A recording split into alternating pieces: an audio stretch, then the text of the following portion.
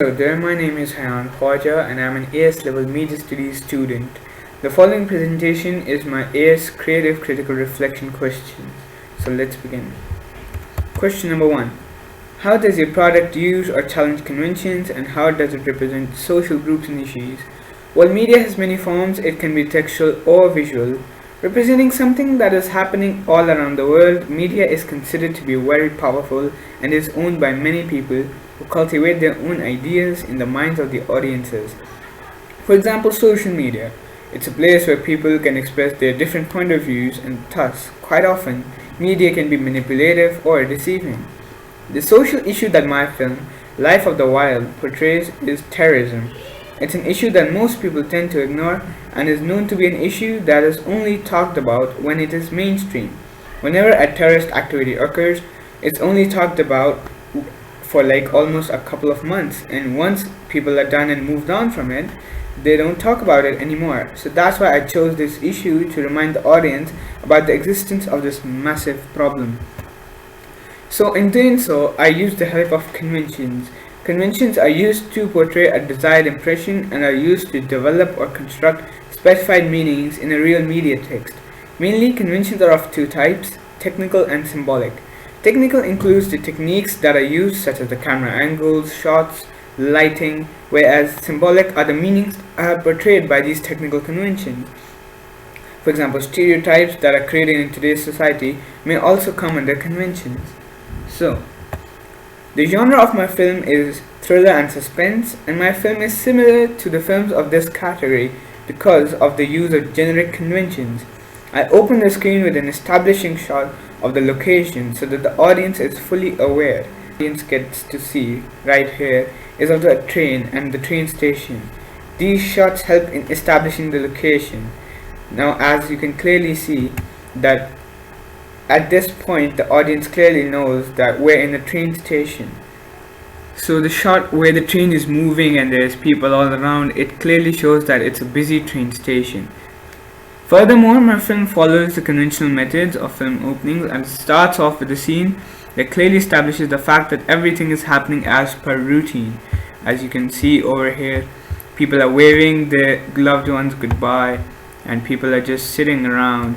People are waiting. There's a lot of people. We can clearly see that it's a busy day on the train station. People are just waiting, they're talking. It's quite a normal day, as you can clearly see. Once the peaceful location is established, it's time to reveal one of our two lead characters of the film, Isa, a female who's teamed up with the second lead, being a male, for her, who have planned to plant a bomb at the location. So the camera tracks the footsteps of the woman from the front as she gets off the train. There's nothing wrong. So now it's the time to reveal our character. We're tracking her footsteps, and slowly and steady as she comes upwards, we can see our character is established. Next up, the second character is revealed. The mood is changed and the danger zone is finally shown.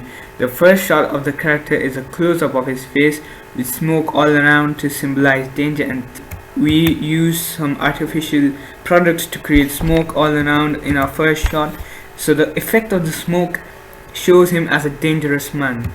The camera then tracks Isa from the back as she moves towards the terrorist undercover, but she doesn't create any suspicion. The next shot is a close-up of the hands. So she comes up to the character, and this is where the main part is. She is giving a remote to Fakhr, and as you can see at the background, nobody is noticing it, so nobody cares what's happening over here, so there isn't any suspicion at this point.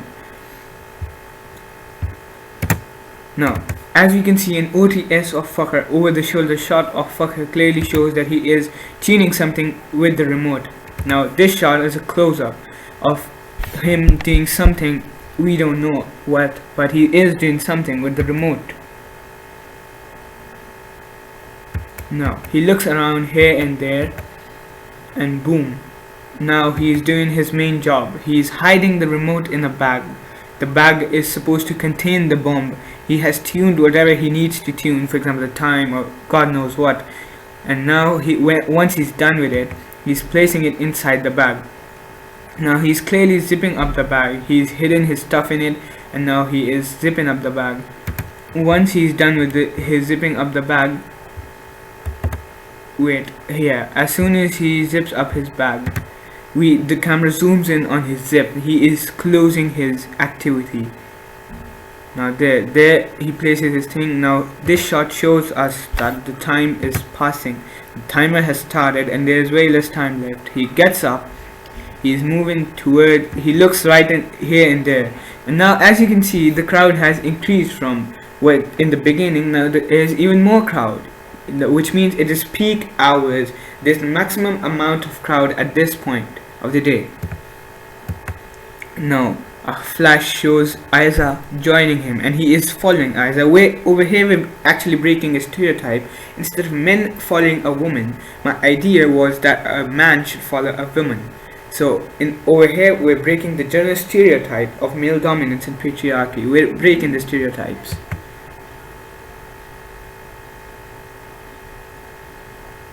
So as they move ahead, the camera follows them and gradually pans towards the clock. The timer shows that the time remaining is even lesser than before. So the time lapse depicts a passage of time.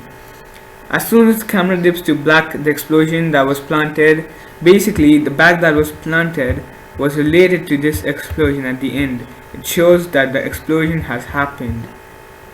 Wait. The bomb that was planted, here is its action. Behind the title, the bomb's after effects, right there. So, the audible screams of the people can be heard when you're watching the film. It clearly shows that the bomb has exploded. When you're watching the film, you can hear the bomb sounds, the people screaming and everything.